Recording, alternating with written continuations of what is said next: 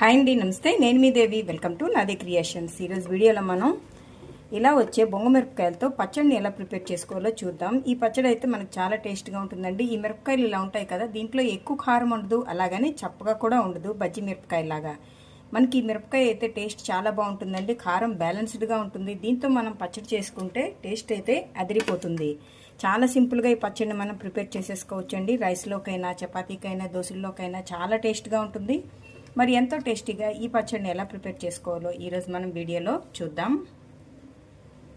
మరి పచ్చిమిర్చి పచ్చడి కోసం ఇలా కడాయిలో 1 టేబుల్ స్పూన్ ఆయిల్ హీట్ అయిన తర్వాత కొద్దిగా జీలకర్ర, వెల్లుల్లి రెబ్బలు, నీట్గా వాష్ చేసి పెట్టుకున్న కొత్తిమీర కాడలు, ఒక 20 వరకు పచ్చిమిర్చి, గింజలు నారలు లేకుండా తీసి పెట్టుకున్న ఒక చిన్న నిమ్మకాయ సైజంత చింతపండు, మీ టేస్ట్కి తగ్గట్టుగా సాల్ట్, కొద్దిగా పసుపు వేసేసి ఒకసారి వీటన్నిటిని కలిపేయండి.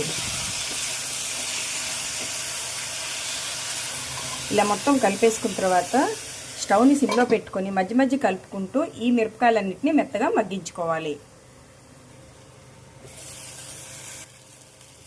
ఈ మనకి మెత్తగా మగ్గిపోయాయి. ఇప్పుడు స్టవ్ ఆఫ్ చేసుకొని చల్లారిన తర్వాత దీన్ని మిక్సీలో వేసుకొని మరీ మెత్తగా కాకుండా కొంచెం కోర్సుగా మిక్సీ పట్టుకోవాలి. చూడండి, ఇలా మనం మిక్సీ పట్టేసుకున్నాం. ఇలా మరీ మెత్తగా కాకుండా మనకి ఇలాగా కొంచెం కోర్సుగా ఉంటే పచ్చడి అనేది చాలా టేస్ట్గా వస్తుంది. ఇప్పుడు దీనికి తాలింపు పెట్టేసుకుందాం. ఇప్పుడు స్టవ్ మీద కడాయిలో 1 టేబుల్ స్పూన్ ఆయిల్ హీట్ అయిన తర్వాత దీంట్లో పోపు దినుసుల్ని యాడ్ చేసుకొని ఇవి ఇలా ఫ్రై అయిన తర్వాత ఫ్లేవర్ కోసం ఇంగువ, కరివేపాకు వేసేసుకొని స్టవ్ ఆఫ్ చేసేసుకొని ఈ మిశ్రమాన్ని మనం పచ్చడిలో మిక్స్ చేసుకుందాం. అంతేనండి, మనకి బొంగు మిరపకాయలతో పచ్చడి అయితే రెడీ అయిపోయింది. ఇది చాలా టేస్ట్గా ఉంటుంది. ఎక్కువ కారం ఉండదు, అలాగని చప్పగా ఉండకుండా టేస్ట్ అయితే మాత్రం సూపర్గా ఉంటుంది. మరి ఈ రెసిపీ మీకు నచ్చితే ఒక లైక్ కొట్టి మీ ఫ్రెండ్స్తో ఈ రెసిపీని తప్పకుండా షేర్ చేయండి. అలాగే మరిన్ని టేస్టీ రెసిపీస్ కోసం నాదే క్రియేషన్స్ని సబ్స్క్రైబ్ చేసుకోండి. Thank you for watching.